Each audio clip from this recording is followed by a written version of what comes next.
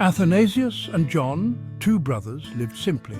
They resided in a modest cottage. Their days were filled with honest labor. They were content, for their faith guided them. Their needs were few, their wants even fewer. They found solace in prayer and reflection. The brothers were a testament to the virtues of humility and piety. Each week, the brothers ventured out. They sought work in neighboring villages. Their tasks were varied, but their dedication unyielding.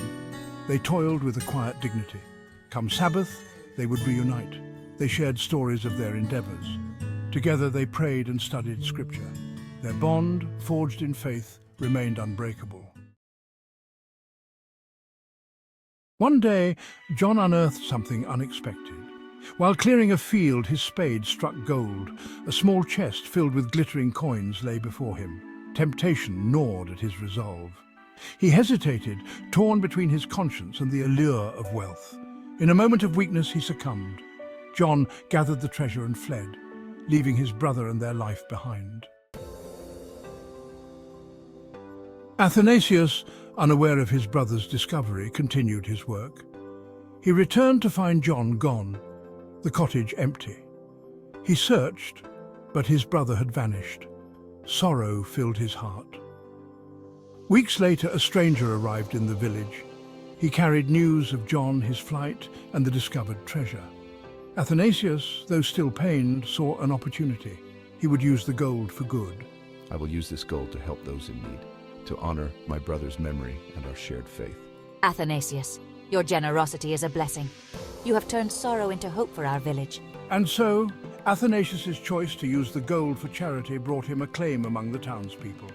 His actions became a beacon of hope and a testament to the enduring power of faith and generosity. Meanwhile, John grappled with his conscience. The weight of his betrayal pressed upon him. The gold, once a source of excitement, now feels like a burden. I yearn for my old life, for my brother. He had succumbed to temptation and in doing so had betrayed the bond he shared with Athanasius. The guilt became unbearable. I must return, seeking forgiveness and reconciliation. Athanasius, now hailed as a benefactor, distributed the gold. He built shelters for the homeless, fed the hungry and clothed the poor. His actions earned him praise and admiration, yet something felt amiss. Thank you, Athanasius. You are a true blessing to our town. One night an angel appeared before him. Your deeds are noble, but your heart is not pure. True service stems from devotion, not material wealth. The angel vanished. Athanasius was stunned. The angel's words struck a chord within him. He realized that his actions, though seemingly charitable, were driven by the taint of his brother's transgression. The gold had corrupted his good intentions. The praise he had received now felt hollow. The gold, once a symbol of his generosity, now represented the price of his brother's temptation and his own unwitting fall from grace. At that moment, John returned. He confessed his sin, his voice trembling with remorse. Athanasius, instead of anger, felt a surge of relief. The truth was out. They could begin to heal. Together they gathered the remaining gold. They returned it to the field where John had found it, burying it back in the earth. Their true treasure, their bond, had been tarnished but not broken. The brothers resumed their simple life. They worked side by side, their faith stronger than ever. They had learned a valuable lesson. True service came not from material wealth, but from humility and love. The villagers, initially confused by the brothers' change of heart, soon understood. They saw the genuine devotion in their actions, the quiet dignity they carried.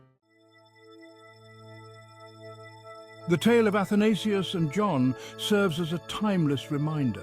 It highlights the perils of temptation, even when masked by good intentions. It underscores the enduring power of humility, forgiveness, and genuine service.